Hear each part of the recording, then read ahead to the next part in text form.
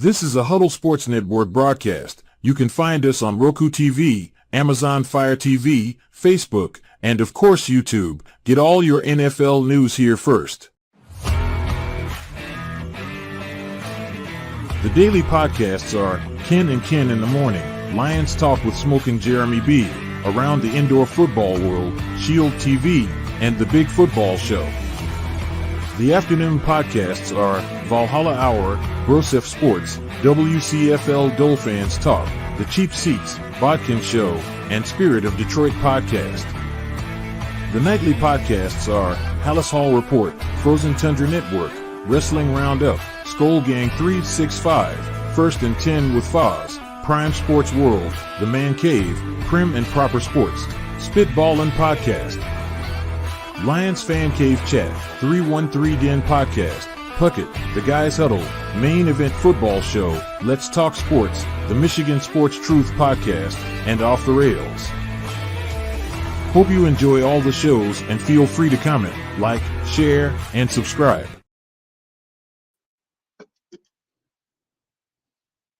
What's up, everybody? What's happening? Everybody's mic off mute. It automatically mutes, so I wasn't sure if if you muted it beforehand, you're still muted. Like Taylor, I think he's still muted. Anyway, what's up, guys? Oh, we got another Rob. Oh, hey, what's up, Rob? Hey, how's it going? Yeah, I didn't see you snuck in. I didn't see Mike put you in. Well, I actually got off duty quite early today. It was actually a pleasant surprise, so I figured I'd stop in and see once what y'all want to talk about tonight. Oh yeah, a lot of guys on. We got a Browns fan. Taylor, what fan are you of here? Let's see.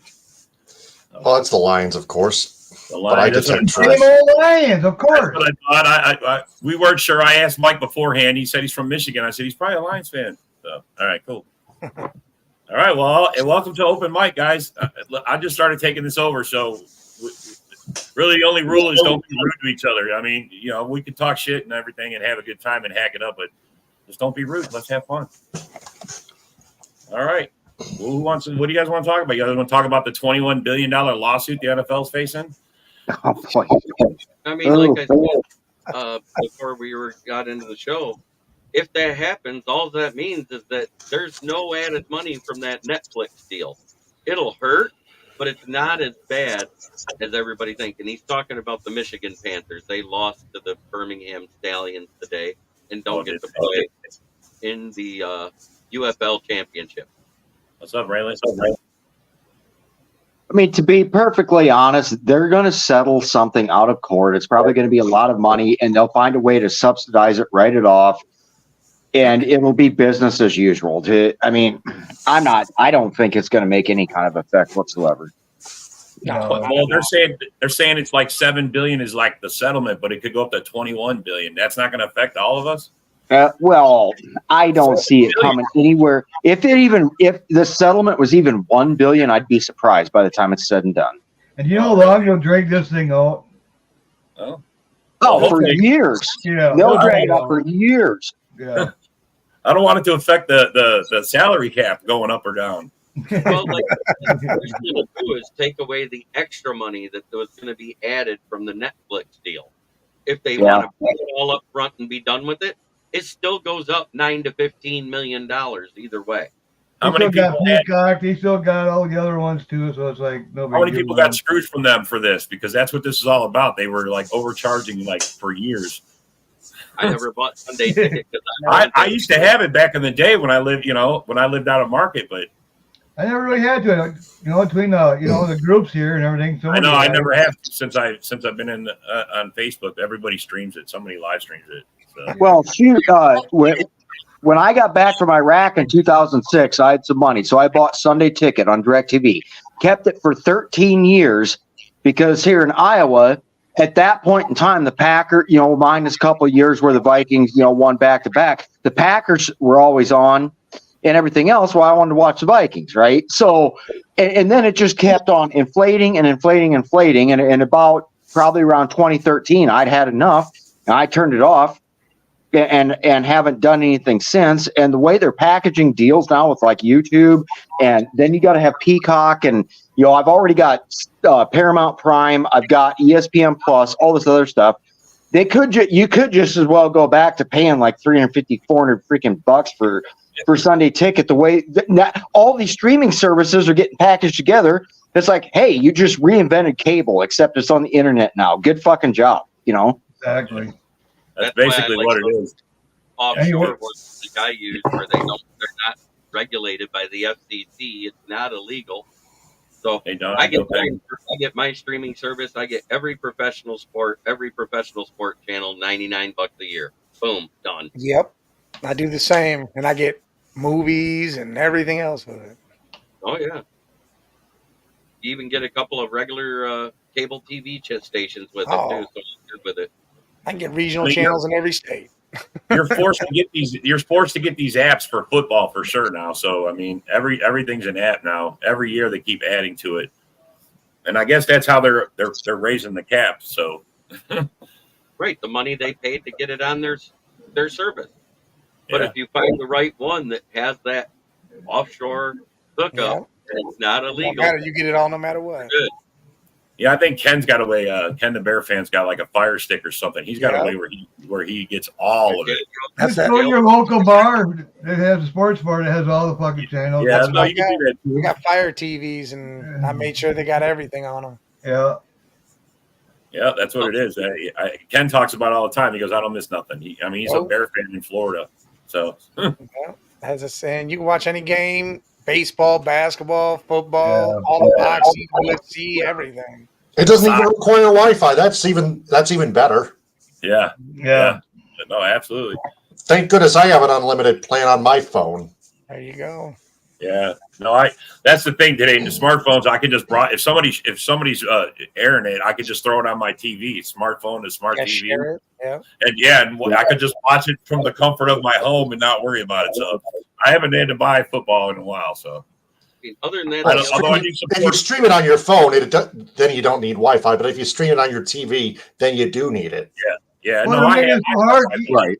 Even going to the games, I mean, how much tickets are these days? Like, it's unreal. It's just.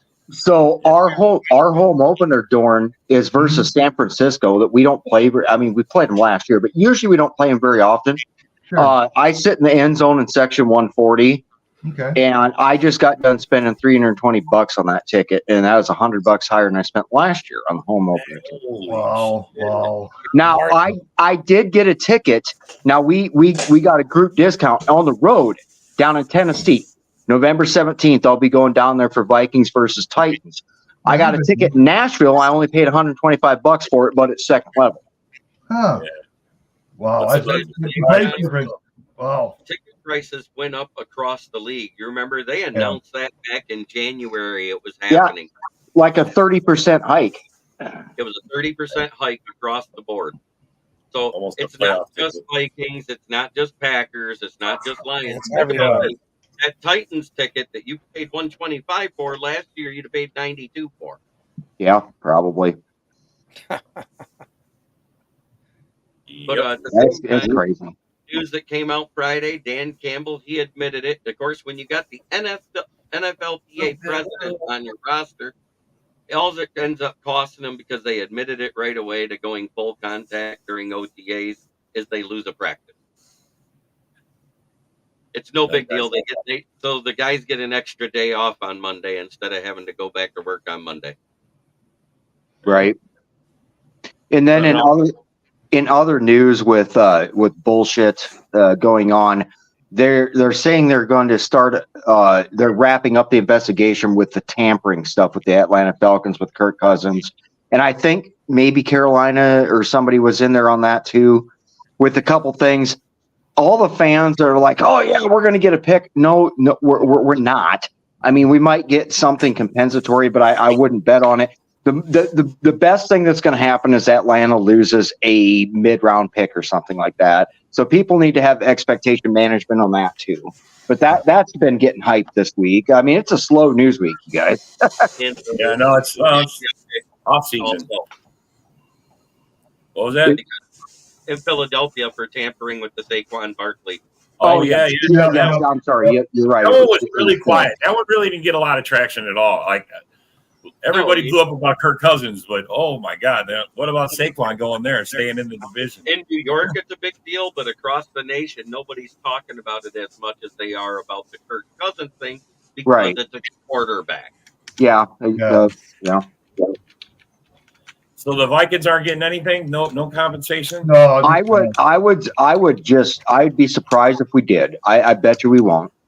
Yeah, I mean, you guys were. You're saying no compensatory pick though. They might get a compensatory pick for losing. Well, they should. I mean, they should get something. He literally admitted he talked to them in like week 12 when he was on the, sitting on the couch.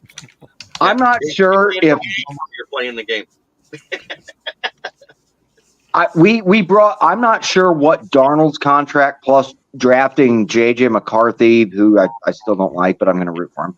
I'm not sure what those combinations of things will do to affect the compensatory pick, but I think we should get one for Cousins anyways.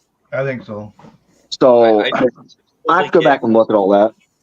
It'd be no different than like if you traded somebody on the transitional tag that wasn't a top end player, you'll get that type of compensation, probably like a 3rd or a 5th round pick. Yeah. I would think it's a pick. It's a pick. He was leaving you guys anyway. You're happy to see him go. I seen that comment about JJ being 3rd string. I mean, what do you expect him to be doing right now? I mean, he's going to probably sit back for a little while. Yeah, I mean, I don't know if this is a dig or they're just saying actually, it. I watched it's absolutely true. JJ McCarthy is sitting behind Darnold and Nick Mullins, as he should. He's a freaking rookie. Yeah. I said, if you guys watch Hell Hour on Saturdays, we've all been saying we're fine if the Vikings suck ass this year. Let the dude sit for an entire year so we don't ruin him. Right. I mean, give him the Mahomes. He's got an arm on him. I was watching some video on him. That fucker's got an arm on him. Oh, he's got a great. The only thing is his footwork. He's got happy feet and accuracy. Those are things that can be fixed, but it takes time and experience. Exactly. So that's why you sit your rookie the first year. And, I mean, you might end up sucking. We might end up winning 4 or 5 games, although I think we have enough talent outside the position, especially with bringing Aaron Jones on. We can manufacture closer to, 7 probably. But, I mean, sit the kid. Don't fucking ruin him. People don't do that nowadays. To that question, only if they're giving us 8 first-round picks with them. Did you see that? This must be your son right here. You said, Dad, you trade St. Brown for Claypool? Oh, God, no. Who would do that? Who the hell would do that? Is that even a question? Yeah, I know. He's busting his balls. That's all that is. That's a little family ribbon right there. Hey, whatever gets him out of the fucking division, yeah, sure, go. Let's do it. Bucket. Go ahead. Get it done. But anyways, here's something. Rob asked me immediately in that Huddle Sports Network what I thought about JJ, and I said, "You want the real truth? Because I'm a Michigan fan. I think he needs to sit at least a year because he does have decision-making issues. He does have mechanics issues." Listen. Yeah, I thought your analysis was absolutely spot on, Jeremy, when we talked about that. The Packers got it right when it comes to quarterbacks and how to do it. Sit them the hell down, get them early enough where you can let them sit for a couple years, really learn the game, and then go out and look what they do every damn time. For the last, 35 years, it's been nothing but greatness. Jordan Love was like the second most pressured quarterback, and he just, bam, okay, you're going to blitz me, okay, I'm just going to burn you. Boom, Somebody wants a growl. I'm not growling for you, bro. I don't we're all human. We're all human. Who's good Lions? All right. I'm not growling for you, man. I'm not a Lions fan like that. I'm not even a Lions. I'll give you a go pack go though. Yeah, go pack go, baby. So Rob, you want to know something funny, Rob? What's that? The Vikings finally unveiled the first alternate helmet they'll ever run in the entire history of the franchise. We have an entire whiteout uniform now. This is what's funny. Most of us have wanted an alternate black uniform and have bought the ones you can buy. They're alternate black. And we've been asking for it for 30 fucking years. And so what do? The exact opposite, and they give us an all white out uniform. And I made the joke on Twitter the other day. I'm like, you know what? This is cool, but all the fan base ever wanted was an alternate black uniform, and so they give us white. This is why we don't win Super Bowls. You know, and now everybody's mad at me for making a joke about it. Well, it's a good joke, man. Come on. That uniform is nice, though. That all white with the white helmet, that is real nice. It's clean. So, yeah, I had a couple buddies just buy the new jersey, and when you actually look at it when they're, showing you like a video on your phone, that thing really pops. I'm probably going to be a sucker and buy one, just not right now. Listen, I may buy one just because it looks so clean. Craig, I could use that for hunting fucking in wintertime. I've been waiting to see what the Bears No camel is for this year, so I can buy one and have it custom made to say LGBTQB1.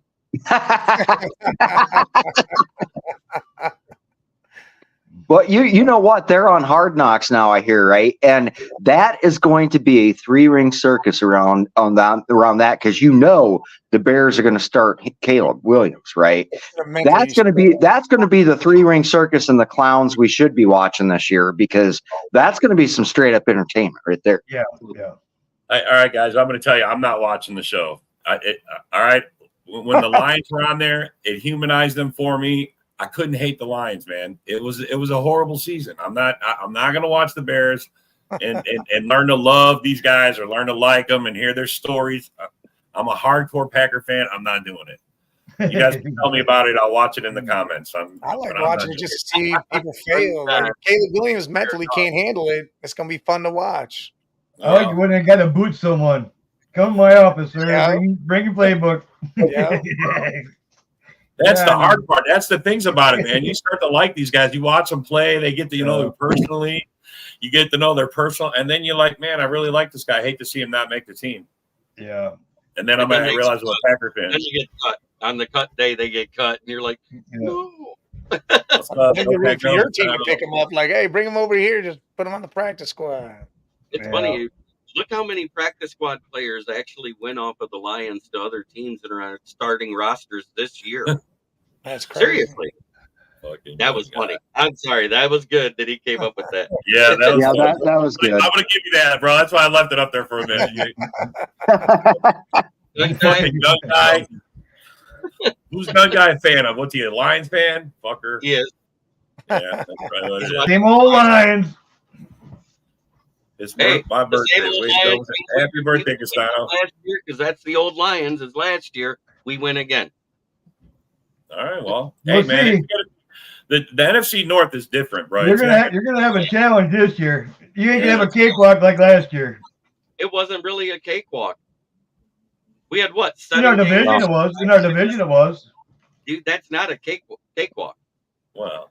It was until Kirk Cousins went down. And at one point, dude, we were 3-6 in the season, bro. I mean, I thought our Bears almost swept you. We were 3-6. Somehow we made the playoffs and everything turned around. I mean, we went the Lions the second time and bada bing.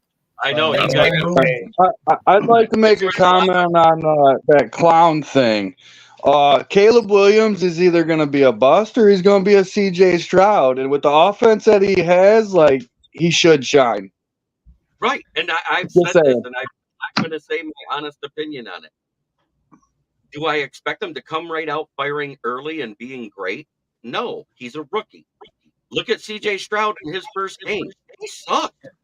The only people that think he's going to come out being great is the Bear fans. They can't stop talking about it and how they're going to be. As it progresses, pressure his face. And playing in game and learning those decisions that he made wrong because the game's faster than what he's used to. By mid-season, he'll be a better quarterback for it. So I am a Caleb Williams fan. Mike, just so you know, I've been on several different podcasts. I have been a Caleb Williams fan, and Caleb, I'm not a USC fan, but I respected that. I just think that no matter who you are, your first year, you're going to look like a rookie in several games at several points in time. And I don't know that you're necessarily doing the young man a service by sticking him right in, but it's been successful before with other people. We'll see once what happens.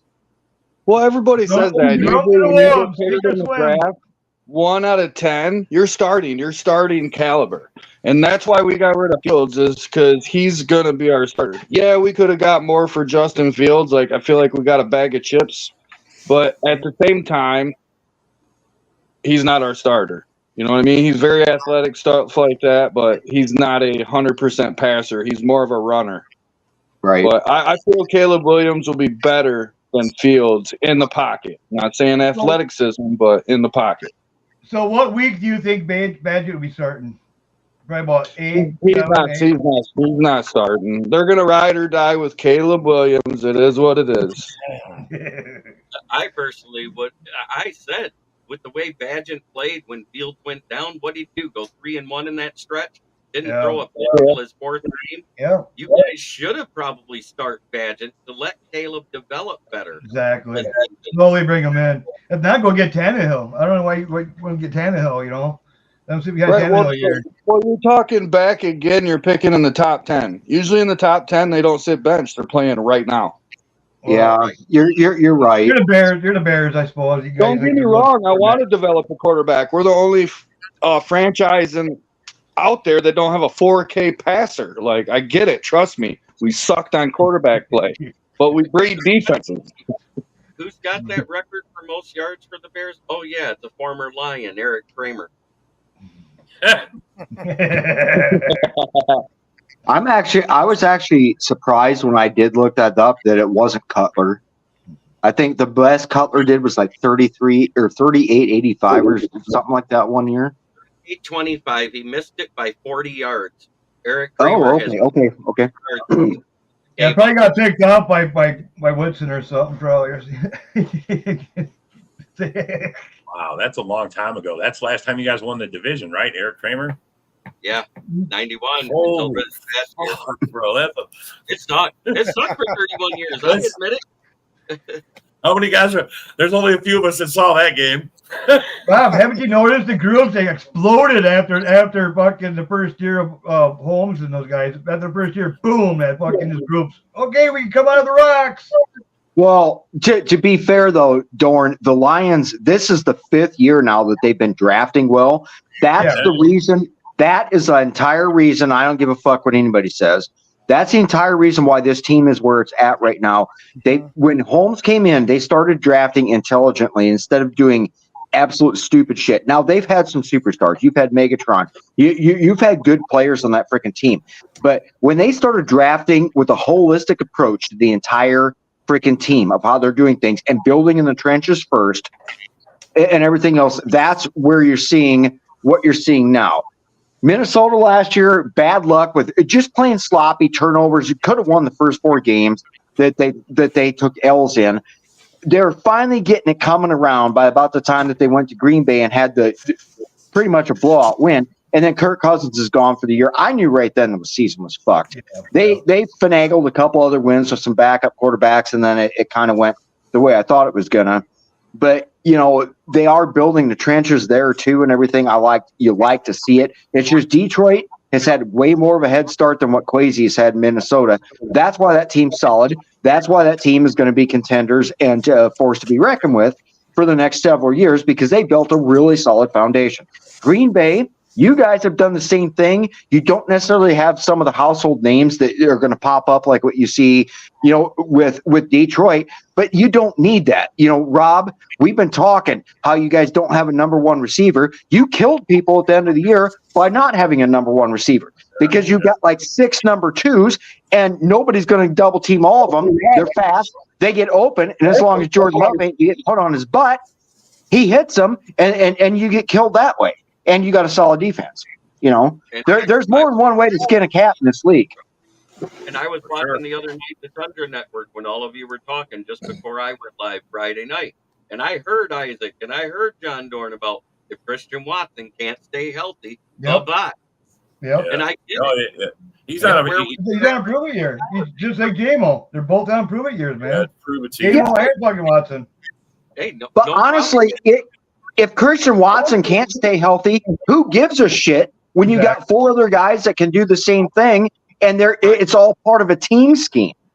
You know, you guys are not geared towards having a Devontae Adams anymore. You changed what you're doing completely. Oh, I agree 100%. But in 2 or 3 years, we're going to have a couple of these guys that we're going to either have to pay or get out. And I'm just let's find out early. I mean, most of these guys look like they're going to pan out, and Watson I think is going to be great. That our luck, we'll let him go, and then he'll figure out his hamstring issue, and he'll be great somewhere. But I think he's going to be good this year. I think he's going to bounce back. This is the first year that I, as a Packer fan in a long time, have seen the team this excited and wanting to be all in. I'm not really worried about Watson. I'm more worried about Jacobs, tell you the truth. I tell you, I read going from Aaron Jones, then going to Jacobs. I'm kind of like, man, I'm kind of worried about that one, man, tell you the truth. Well, and I think that's why they went and drafted. Vikings got a hell of a good fucking money back there. Us grabbing Aaron Jones, to me, is the best freaking move of the offseason. I don't care what I'm going to tell you right now. I'm going to tell you, Rob, the Bear fans, if they didn't have that deal set up with fucking with Swift already, because as soon as open, they were the first pick. I mean, talk about tampering. How did that deal already be ready the very first minute? I don't know. If they would have just waited, they would have had that. Aaron Jones would have had his choice to go to the Vikings or the Bears. Actually had a pretty damn good year last year, though. He stayed healthy, and he actually had a pretty darn good year. So, I mean, if he can stay healthy, he's a damn good back. So here's the thing, John. While he was rehabbing and missed all them games, he came back at the right time when he was healthy. I feel Aaron Jones is the reason why you guys slaughtered the Cowboys and the reason why you guys took the 49ers to the fucking rope in their own house.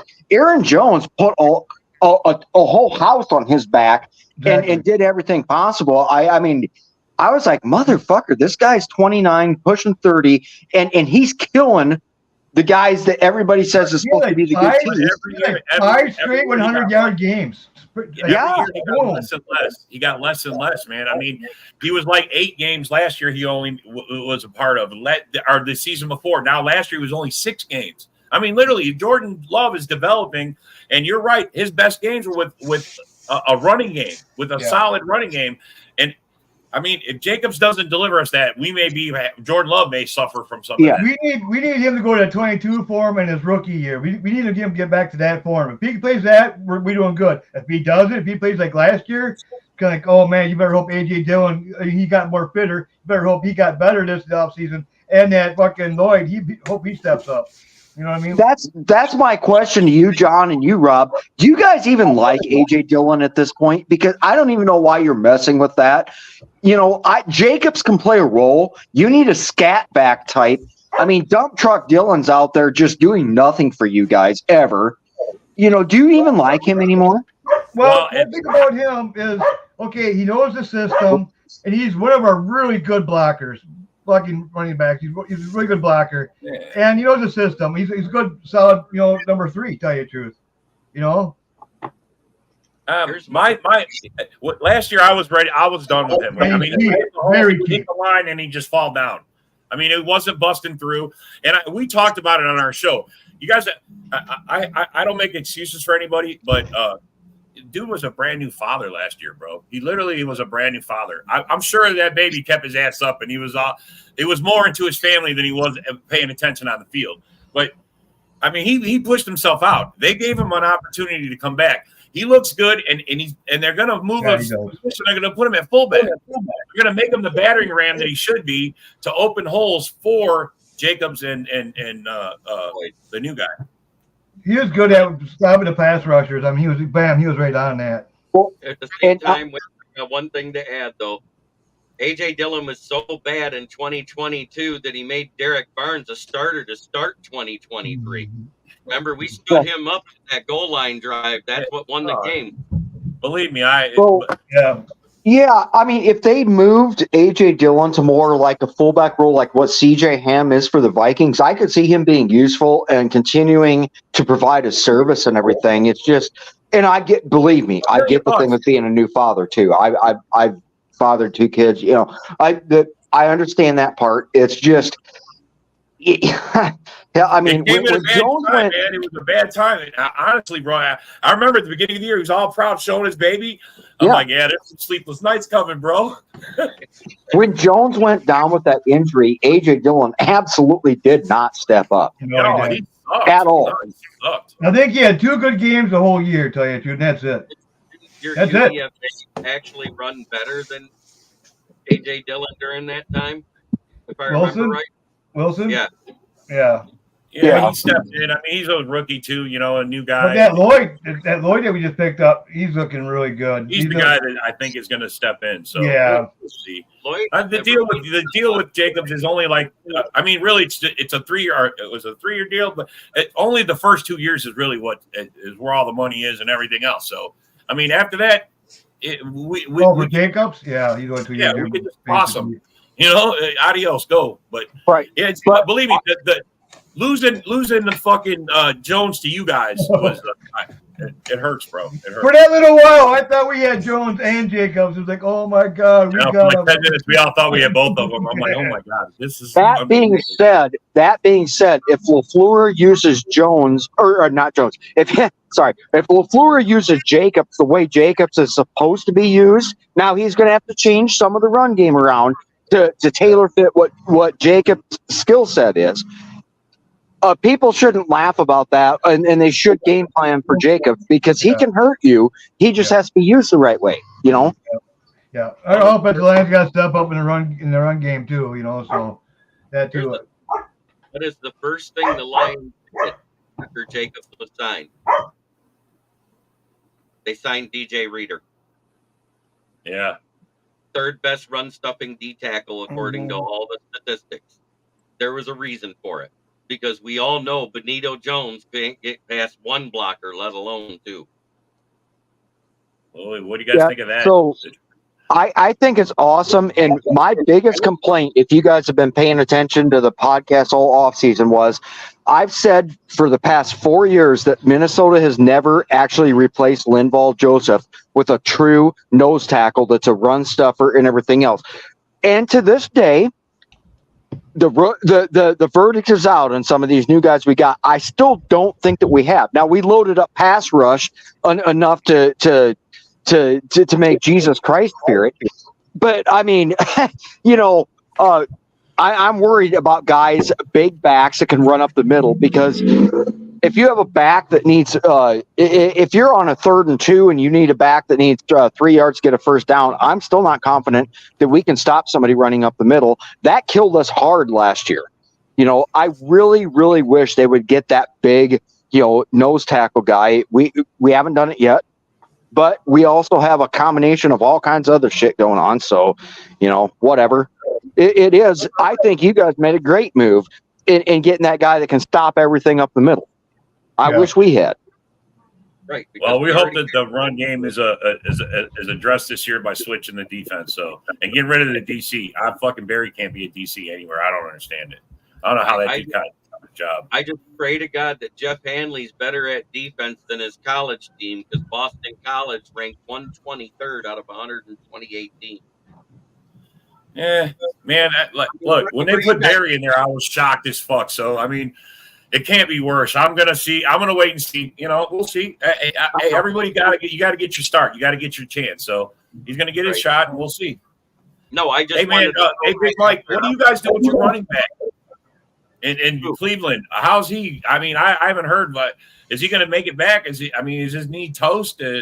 No, he's already full sprint running. I think he'll be really? ready. Yeah, he's very good. Wow. So I remember they thought he was done, and like his career had a chance of not coming back. And then that's the problem with people, and especially these ludicrous Cleveland fans. They're all like wowed out, get right out and do this. You want to throw away gold and pick up dirt. I don't understand half these damn fans up here. And I'm actually down in Cincinnati. That's where I live now. But I moved from Cleveland a couple years ago. My whole thing is Chubb will be back. The time frame for an injury like that is 8 to 10 months. Come week 1, that's a year. So he's had an extra 2 months, had all this time. He'll be primed and ready to go. Things are always crazy. It happened in week 3, if I remember right. Happened week 2, Monday night. Yeah, I knew it was. I knew it was early in the season, is what I was getting at. Yeah, So he looks good, right? Because man, he's been on my fantasy team for a couple of years, and last year it sucked when he went down. Oh yeah, I mean, it hurt. It hurt, bro. It hurt. I don't know. It'll be safe to pick him up again, I hope. Oh, it should be. Speaking of Cleveland, the fact we got a Browns fan on here, I know. just a little story. I've always rooted for like the underdogs and everything. The Saints, that ended in 2009 for obvious reasons and everything. But I've always rooted for like the Browns and the Cardinals and teams like that just have had bad luck, just like the Vikings, and everything. Now you guys, a couple of years back and everything, got Kevin Stefanski, our former offensive coordinator, as your head coach. And I had a couple Browns fans I'm friends with. They're like, well, what can we expect? I said, I think you're going to start having winning seasons, but then have problems in the playoffs and everything. And if I'm not mistaken, you guys just did ink Kevin Stefanski to another extension on his contract as a coach. As a fan, how do you feel about this thing? Do you feel you're trending in the right direction still? Listen, the whole culture's changed 100%. The fact that we're not flipping over coaches like McDonald's flips burgers, I love it. I mean, same with GMs. I mean, this shit is insane around here when you don't even know who's going to be the coach. I mean, we go through 500 quarterbacks in 2 years. It's ludicrous. Absolutely insane. But I'm glad we're going to keep him. I'm glad he's finally, because he's handing over play calling to Ken Dorsey. And Dorsey's going to call, and I'm happy for that too, because he needs to let go of the reins somewhere and stop focusing so much here, but open up everywhere. And once he does that, I think he'll be able to see more of everything that's happening and be able to hone in on what really needs to happen. Because some games he misses opportunities here or there because he's over this way, not looking this way too. Yeah, I think he's a great coach. Like, go ahead. So 2 years ago, your defense was like mighty. I mean, mighty. I mean, they came to Minnesota and we had been rattling off some amazing numbers, and you guys came into our house and basically shut us the fuck down. Had a little issue last year and everything, but it looks like you stocked up well in the draft. You made some good moves. What do you feel about your defense and how things are going to be looking this year for the Browns in terms of competing for that division, being able to play hard-nosed football? What's your feeling right now after the draft, moving into OTAs? What do you think about it? I love the defense and how it's constructed, and they've added to it. They re-signed players like Zadarius Smith stayed. We signed him, got him back. He cut off the dreads, whole new person. Don't even look like him. I didn't even think it was him. I loved Z-Dog when he was here. I loved him. He was a great pass rusher. I loved him the first year he was here, bro. He was awesome. And I loved him in Minnesota too. But right, bro. Yeah, he's got a motor. Because I think some of these guys are riding on him a little bit about last year because his production was down, but now I think his head's right. A lot of things changed, but then Schwartz, I think, has been the key to all that. The only the guy didn't like about him, he couldn't stop the run. Everybody ran at him because he couldn't stop it. He was not a good side to side in terms of a defensive lineman or an outside linebacker or whatever, edge rusher, whatever you want to call it. He was not good at the run game, but boy, he could get pressure on the quarterback. Yeah, if you want to get pressure, that was insane pressure. Our pressures went up as soon as we signed him. As soon as we had the Smith brothers, our pressures went through the roof on quarterbacks. That guy was insane. He definitely has a motor. Like you said, the run tackling is crazy, but that's like Micah Parsons. Micah can get right to the quarterback, do all that, but you can run straight at him, run a running back right at him. The dude ain't tackling him. It's like, That's Mark Gibbs how he got past Micah Parsons. Bro, but at the same time, Big Mike, the Packers didn't even know Micah Parsons was on the field. Jordan Love never even got sniffed. No, right. But at the same he time, didn't even get a sniff of him. Does Deshaun Watson look like he's improving, or does he still look like his head's in the massage parlor? And you get your own personal massage parlor that you like to go to. I personally don't. I mean, I do in my, with my woman and stuff, but. Oh, wow, boys. Wow. I'm trying to get her on here, man, somewhere. I got to find a layout with more people in it. But Where's I Mike think at? Deshaun is getting better. When I've seen him throwing and everything going on, his arm looks great. He's very accurate. He loves Tillman too, which I think is going to be a whole nother thing. That'll be our third guy. But I think it's all on him. Everything else with the team seems great. You know, the offensive line's coming back healthy. Running backs are going to be all right, even if Chubb's still, a little rusty. We got the wide receivers. You know, Judy, everybody's got their hate for him. Change of scenery. I always say change of scenery. Every time a player changes, 80% of the time that dude steps it up. It always helps. Always helps. You want that next contract, and you're getting him at that rookie contract, so he's Yeah. probably all out this year. That way, if he doesn't get it from you, he will get paid by somebody. We already signed him to an extension and gave him 3 years, $56 million before everybody else started spending all their money. So you got to Christian Kirk right. That's a steal for a wide receiver. Exactly. So I'm like, Andrew Berry, that's a hell of a thing. I'm glad we signed you to an extension too. You barely spend the money, but you somehow get talent in place. But Deshaun Watson really is all. Now, speaking of wide receivers, Jeremy, I want an honest assessment. We talk a lot of shit and we have some fun. Be real with me. What is your realistic expectations for Jameson Williams, for JMO? I mean, be real now. No, I am going to be realistic. My realistic expectation is 45 to 55 receptions, 700 plus yards, 5 to 8 touchdowns. And the reason why I say that is Goff struggling with his deep ball. He's still learning the route tree. He's still learning the nuances of being an NFL wide receiver because he really hasn't worked out a full off season yet. Right. Okay, that's way better than a lot of Lions fans. Yeah, he's going to have 1,300 yards and 16 touchdowns. You know, I like your answer. I like your answer. He has to earn his snaps and targets. He has to earn.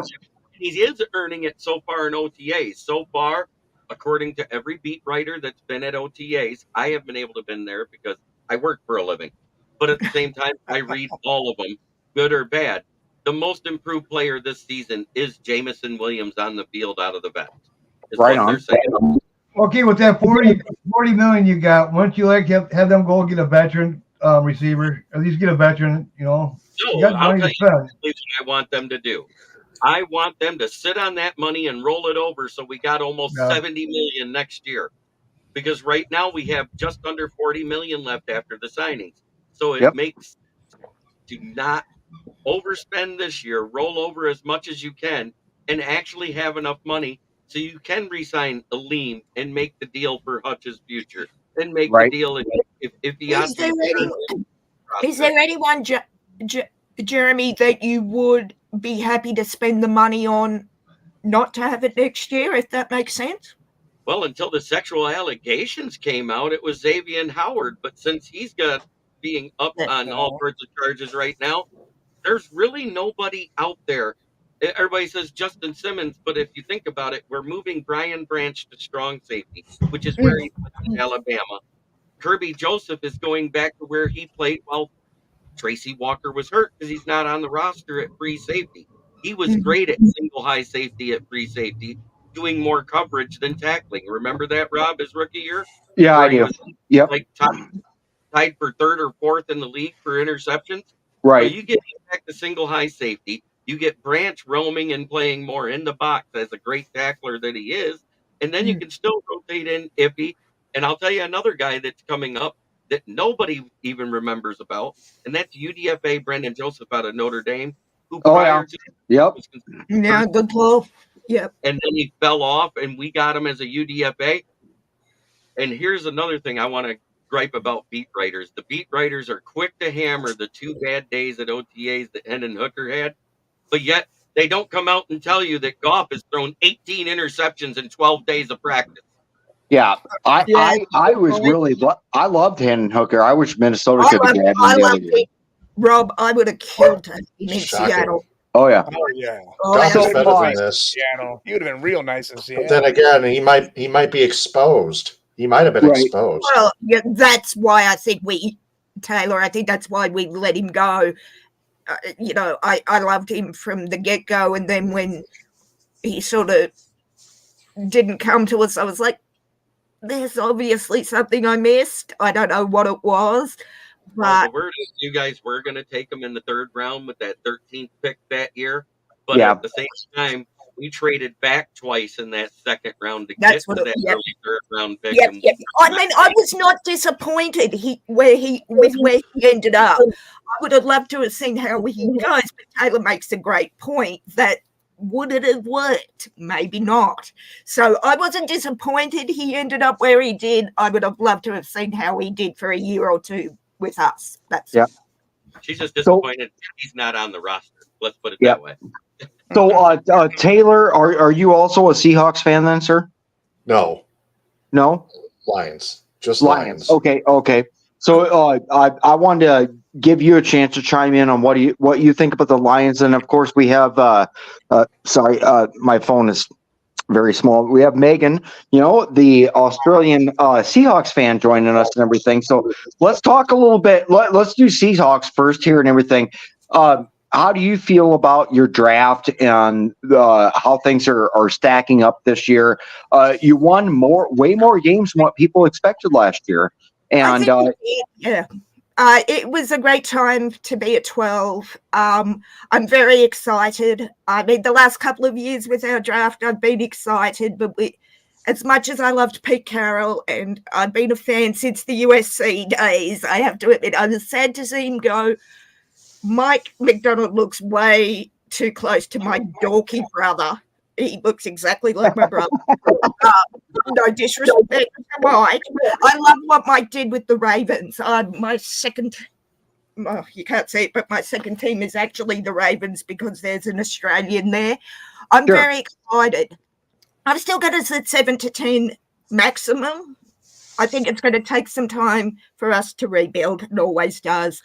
Yeah. But if we get half of the baby Ravens defense that they had last year this year with Mike, I'm going to be thrilled.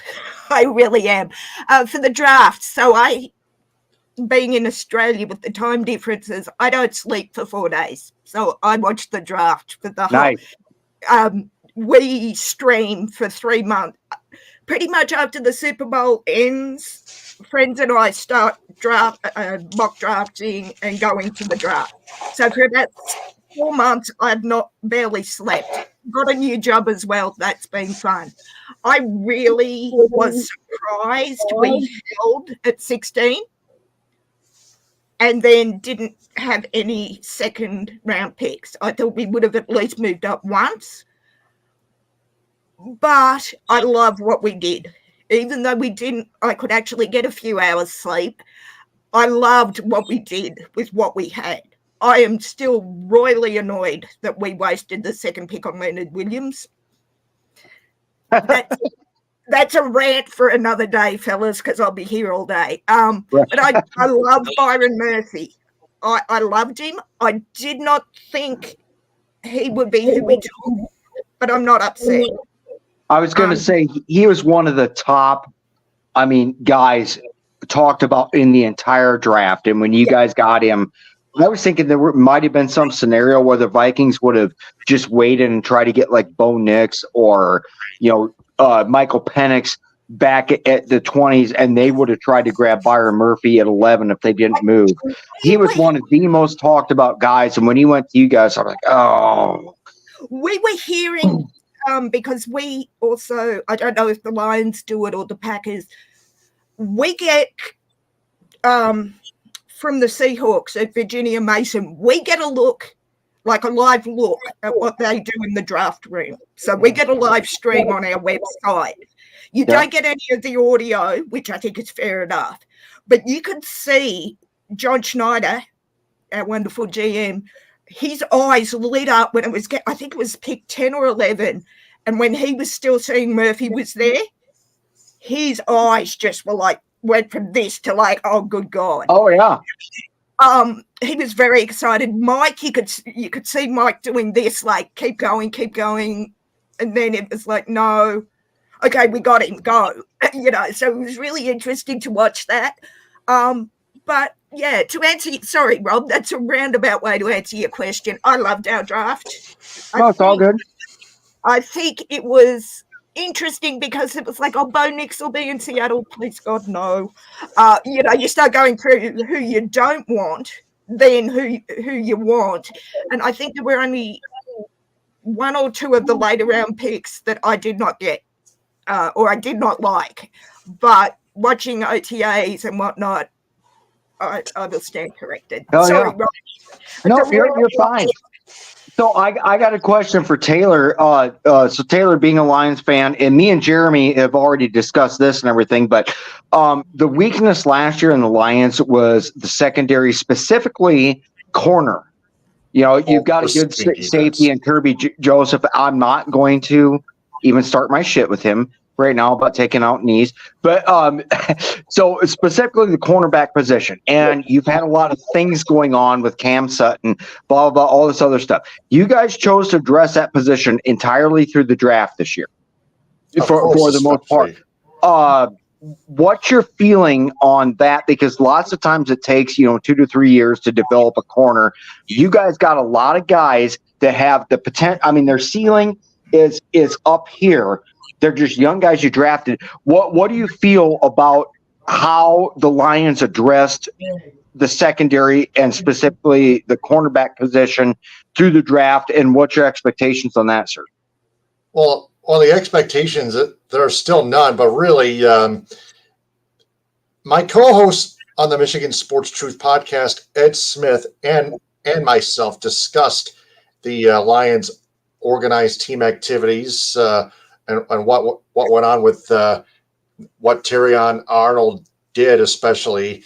He kept picking off passes, kept picking off Jared Goff at the mini camps, Ennis Rakestraw, but they really addressed that receiving defense really nicely, especially Terrion Arnold. He is quick. He's on receivers like a hawk, and that's what you have to do as a corner.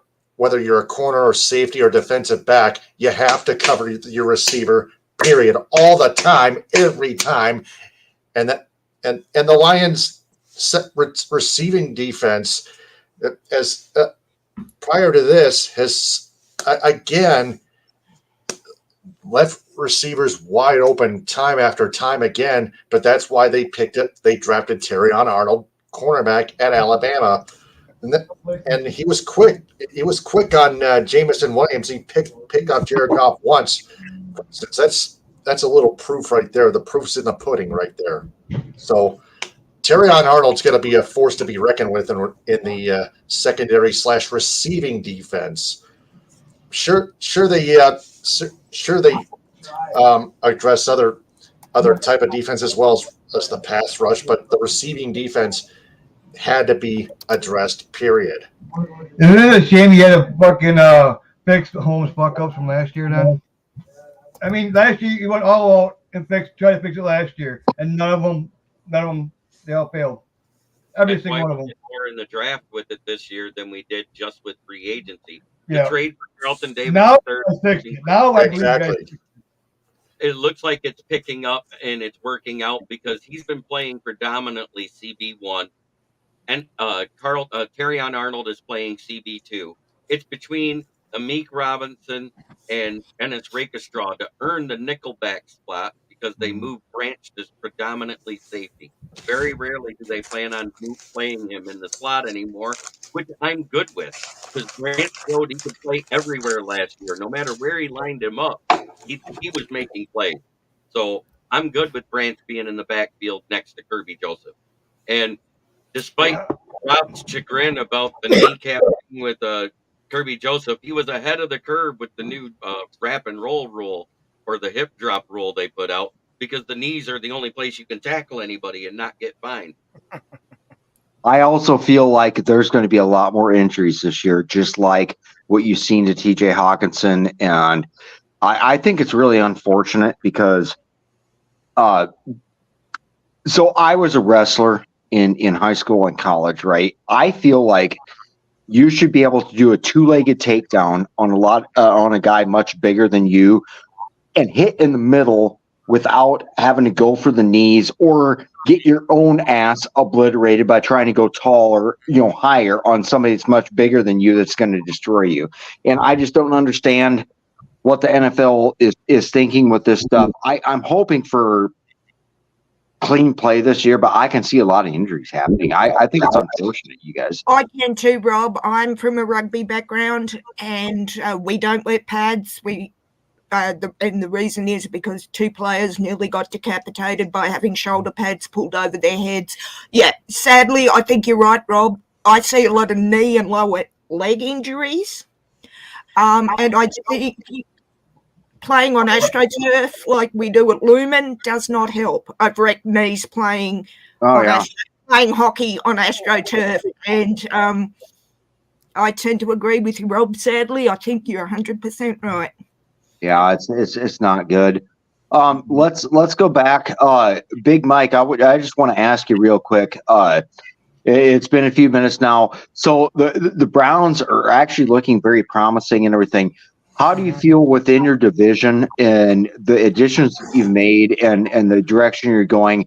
Where do you feel that you're going to end up with, for a record, or how competitive are you going to be in the AFC and specifically, AFC North? On my podcast, when I went through the schedule, I put us at 11-6. Right on. With the chance of going either 10-7 or 12-5, depending on certain swing games, because you don't ever know. You always got them trap games, so you don't gotta advocate for them. But in the division, I gotta be honest. I feel like the whole division may make the playoffs. It all depends on injury with all of it. If Joey B stays healthy and the money talk and all that's done with them, they could go. Steelers, if they somehow figure things out with Russell and they get some weapons added and their offensive line. They got a good running back, though. Justin Fields, they got a good running back, though. I'll be honest. I'm against the Bears drafting Caleb Williams. I think they should have kept Fields. I really do, and I have a whole rant about that. The Ravens should win the division, but I like the Browns to come in second. I like the Browns to do that. I think my one co-host, he's a Bengals fan. He says the Bengals go 9-8. So if he's putting that on them, and then when we went through my schedule, he said we go 11-6, 12-5. And I'm like, all right, well, if you're looking at it like that, well, then cool, I'll take it like that. But I don't know. I feel like that whole division can hit the playoffs. I feel like both Norths, the AFC North and the NFC North, are the best divisions in football. Oh, and we've been talking about that too because, we have solid rosters all the way around. Yes. But 2 of the teams, the Vikings and the Bears, either have a new quarterback or a bridge guy. That's the only holdup from being like, holy shit, this is a talented division. We should be walking on some people right now, But, yeah, I agree with your assessment. And, Jeremy, I know you want to say something. Yeah, look at last year. AFC North was the best division in football. Mm-hmm. NFC North was second best. When you wins that all 4 teams got. We had nobody with less than 7 wins last year. When's the last time the NFC North could say that? Right. I think 2025 is going to be a really 10 wins could be last place in this division. Hey guys, we're about to wrap it up. We got 2 minutes to go. I was going to give you guys some time so you guys can all plug your podcast. You got to do it fast though. All right, so everybody get a chance. Plug it in. Here we go. All right. At the Michigan Sports Truth Podcast on YouTube, over 1,000 subscribers, by the way. Also listen in audio form on Spreaker. Follow us on X, Instagram, and TikTok at Michigan_Truth, and like its Facebook page. Yep. Valhalla Hour airs every Saturday at noon on this page. It airs on Twitter. It airs on Facebook, Roku TV, Fire Stick, and everything. Make sure you watch at 12 noon on Saturdays. Yes, sir. Your turn, Big Mike. At the Man Cave 1022 on Facebook and at the Man Cave 8172 on YouTube. And we're on all the channels, this channel, Roku, and Fire TV too. All right. And then you got mine. I'm every day at noon, except for a special guest appearance we're going to have. I can't say who it is, but it is a special 2-hour episode this Wednesday from 11 a.m. to 1. But it's every day at noon to 1, right here on Roku, on my YouTube, on Facebook, on Twitter. I'm everywhere. But anyways, you also have me 3 nights a week. I have my Monday night mashup where it's myself and my co-host, who's a Giants fan, talking about both teams and how they're doing so far through camp. Wednesday night, we have the NFL Roundtable Talks, where it is an open invite at 9 p.m. for fans or podcasters of any team to come in and talk about the NFL news of the week. I've had Megan on a couple times. Rob's been on there once before. I've invited Taylor, but it hasn't happened yet. Maybe one day soon we'll get together and do something. And then Fridays, right here on the Roku channel, YouTube, Facebook, and Twitter, is the Lions Fan Cave Chat at 9 p.m. I don't have a podcast of my own, but I am over on the Hawk's Nest, which is run by my dear friend Brandon Kane. We just had Chad Brown, one of our Seahawks legends, on for a chat. We are on YouTube at the moment and looking to expand. We'd love to have you come and drop into the chat. Our smallest stream had